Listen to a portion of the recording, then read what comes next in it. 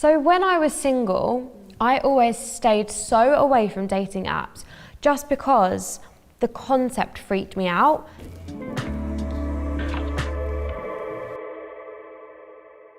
Hi, I'm Zara, lovely to meet you. Hi, I'm Olivia, lovely to meet you too. So tell me a bit about what you do.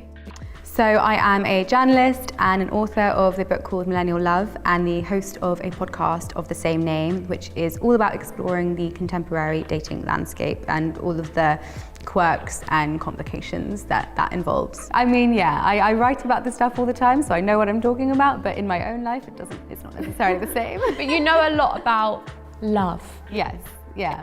So when I was single, I always stayed so away from dating apps just because the concept freaked me out. The idea that I would be connecting with someone who would be looking for a relationship or looking for someone cringed me out, because I thought there's no naturalness, there's no organicness here, if that makes any sense. Yeah, no, it does. I think the thing about meeting someone on a dating app is you know very clearly what you're both there for. So like you say, it does detract from the mystery of it a little bit, because the whole fun of meeting someone in real life is that flirty chat where you're both trying to figure out, oh, do you like me? Oh, I like you too. Whereas on a dating app, you've both swiped right on each other. You already know that there's that kind of mutual connection. No, and that's how in my head, when I envision meeting someone, it's like you see them across the bar and they're beautiful and you lock eyes and it's so romantic and they get you a drink or you get them a drink or whatever, and then you go for dinner, and that's how it is in my head. So the thought of almost online shopping for a boyfriend, I think, and maybe that's me being extremely, dated in my mentality and watching too many romantic films, like I need to, get with the times, I think. I think that's what a lot of people think though, because it's so difficult. And also when was the last time you saw a really good rom-com where the couple met on Tinder? It just, the popular culture hasn't caught up with the technology yet. And I think, honestly, we forget that this stuff is still really new. But again, with all of this stuff, I just think it comes down to having an open mind and just realizing that modern love doesn't necessarily look like the things that we've been told it should look like, but that doesn't necessarily make it any less romantic. I think the modern dating climate is making people actually not want to meet. I think for a lot of people, they can find the companionship just from messaging someone, just from having someone there to speak to talk about their day, chat on their phones to someone, have that companionship, have that rapport with someone without actually the need for meeting. Yeah, it's interesting that, because I think that's similar to friendships as well, don't you think? Like on social media, it's so easy to have, these kind of social media friendships with people that it's kind of tempting to think, well, this is how I get my social fulfillment. And I think it's the same with dating too, but obviously the difference with dating is there is a physical element to it, to physical intimacy. Yeah. So I think at a certain point, that can only take you so far. Are there any trends on dating apps that are quite negative? Because I've seen some online. Yeah, I think this is very much when dating apps started becoming more popular, and initially almost all of these were negative. So it was things like ghosting and breadcrumbing, where you kind of string someone along. And then there are other things that have come out, like there's been a real shift in these so-called trends. Then there was one recently about morning dating, about how people are now going on dates in the morning before work, grabbing a cup of coffee together, going for a walk in the park, and all of these things. I love that. And it's like, why has it taken so long for these kind of positive trends to come out? And I think it's because since the pandemic, there's just been there's been a bigger need for kindness. Where is internet dating at now? So at the moment, the kind of dating app landscape contributes to about £11.7 billion in the UK economy. So it's absolutely huge, and it's been kind of growing exponentially throughout the last few years, because in the pandemic, obviously, everyone was locked away at home. They were already a massive part of our lives, but now they are even more so, to be honest. Is it a worry though, how common it's becoming? Because for me, I'm seeing the world of online dating. My little brother's on a lot of dating apps, and I just see it like window shopping. Like you're constantly looking at someone's appearance, and I guess you could argue that yes, if you spot someone from across the bar, you do also look at how attractive they are, but this takes it to like a whole nother level. Do dating apps make us more picky, would you say? Definitely.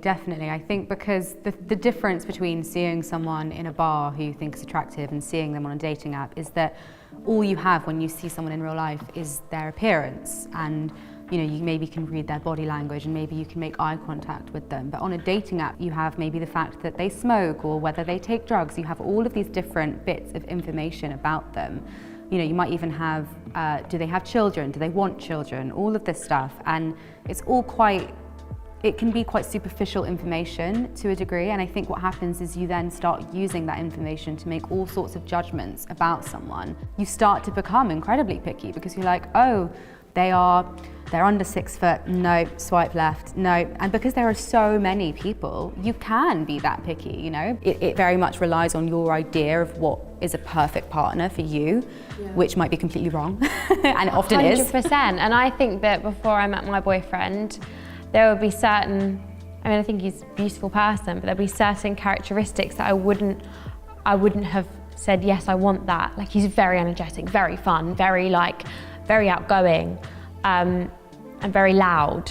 And actually, I probably would have ruled him out before. Yeah, well, that's the magic of it, isn't it? And I think that's why when you are on a dating app, you should be less picky, because ultimately, you know, the person who is on that screen could be very different from the person who is in front of you, and you might have all of these unexpected things in common and ways that you can connect with them. But also, the way you describe yourself may not actually be the way you are, because you can have a perception of yourself and you can create a dating app profile, but actually, who are you to say that's who you are? Like, definitely. I mean, I think a dating app profile is very similar to someone's social media profile, particularly Instagram, you know? It's like you cherry pick these bits of information about you, which might not be completely true. You know, I've definitely lied about my height on a dating app. It's never gonna be completely a completely accurate reflection of who you are.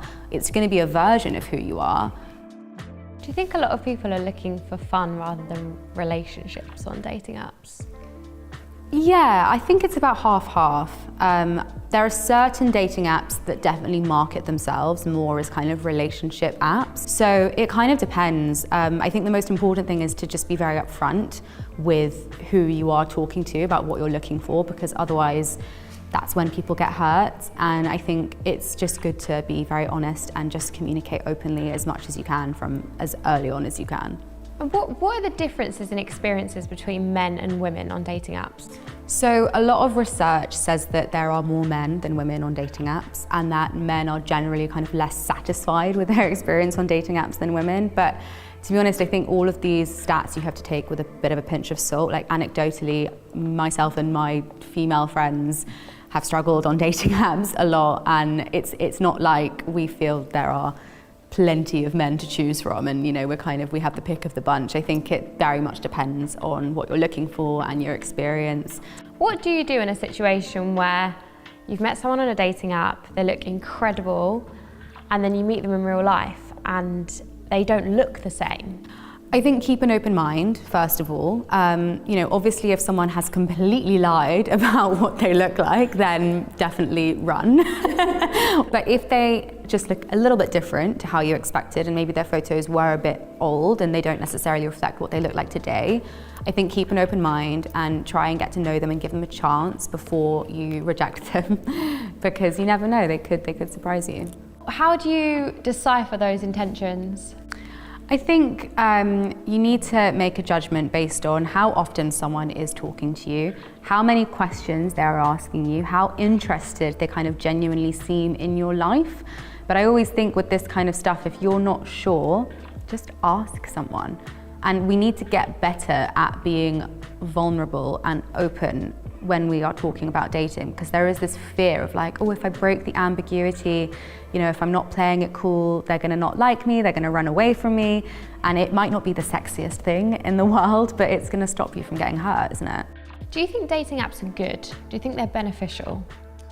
I think they can be, and I think if you have a particularly busy job or you live in a particularly rural part of the world and you're not necessarily having, you know, those kind of real life encounters that much and those opportunities to meet people, then it's great. And also, I think we live in a very different world now where people don't meet each other in real life. So are we both in agreement that online love can definitely lead to love in the flesh?